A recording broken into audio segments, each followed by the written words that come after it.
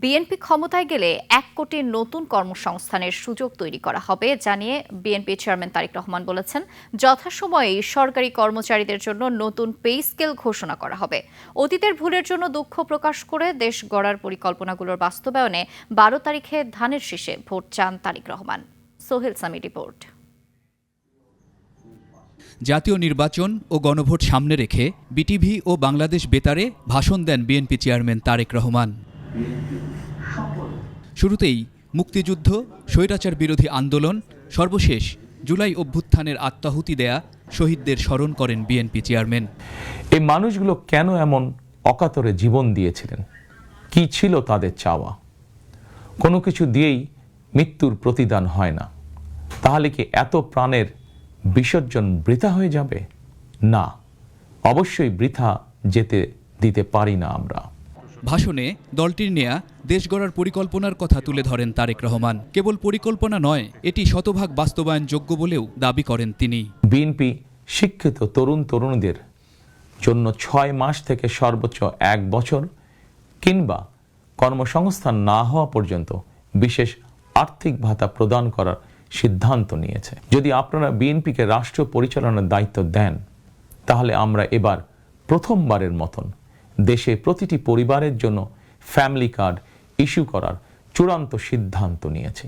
আমরা কৃষকদের স্বার্থ রক্ষার জন্য কৃষকদের জন্য ফার্মার্স কার্ড ইস্যুর উদ্যোগ নিয়েছি। শিক্ষা কারিকুলাম এমনভাবে ঢেলে সাজানোর প্রস্তুতি নিয়েছি যাতে সকল শিক্ষার্থী শিক্ষা স্তরের প্রতিটি ধাপে একাডেমিক জ্ঞানের পাশাপাশি একটি বিশেষ কারিগরি ব্যবহারিক শিক্ষার দক্ষতাও অর্জন করতে সক্ষম হন। প্রতিটি ইউনিয়ন পর্যায়ে নিয়োগ পাওয়া হেলথ কেয়ারারগণ মানুষের দোরগোড়ায় যাবেন এবং তাদেরকে প্রাথমিক চিকিৎসা ও পরামর্শ দেবেন। এছাড়াও দুর্নীতি দমন, প্রশাসনিক পুনর্গঠন, প্রবাসীদের সুবিধাসহ ধর্মগুরুদের রাষ্ট্রীয় সুবিধা দেওয়ার প্রতিশ্রুতি দেন তারেক রহমান।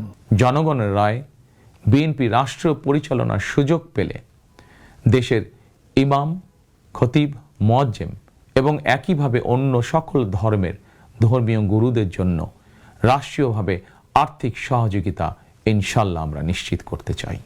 শাসন প্রশাসনকে দলীয়করণ নয়, প্রশাসনে নিয়োগ কিংবা পদোন্নতি হবে মেধা এবং যোগ্যতার ভিত্তিতে। কোনো দেশে কাজের নিশ্চয়তা বা অফার পেলে বিদেশে কর্মস্থলে যোগদানের জন্য তাদেরকে যাতে দেশে তাদের জায়গা জমি বিক্রি করতে না হয়, এজন্য রাষ্ট্রীয়ভাবে তাদেরকে সহজ শর্তে ঋণ সুবিধা দেওয়ার পরিকল্পনা আমাদের রয়েছে।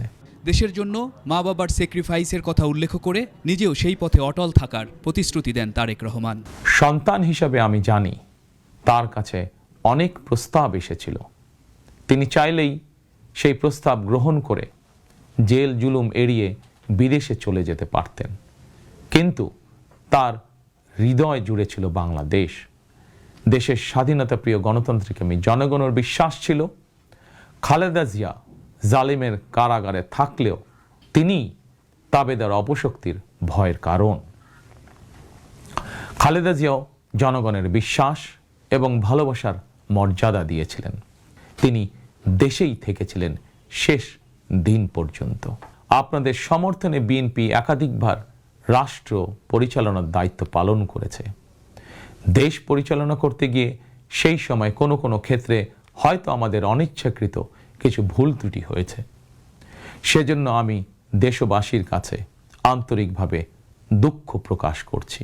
অতীতের ভুল থেকে শিক্ষা নিয়ে অর্জনগুলোকে অবলম্বন করে বর্তমান এবং ভবিষ্যৎ প্রজন্মের জন্য একটি নিরাপদ বাংলাদেশ গঠনের জন্য আগামী 12ই ফেব্রুয়ারি জাতীয় নির্বাচনে আবারও আমি আপনাদের সমর্থন চাই। সোহেল সামি, টেলিভিশন, দেশ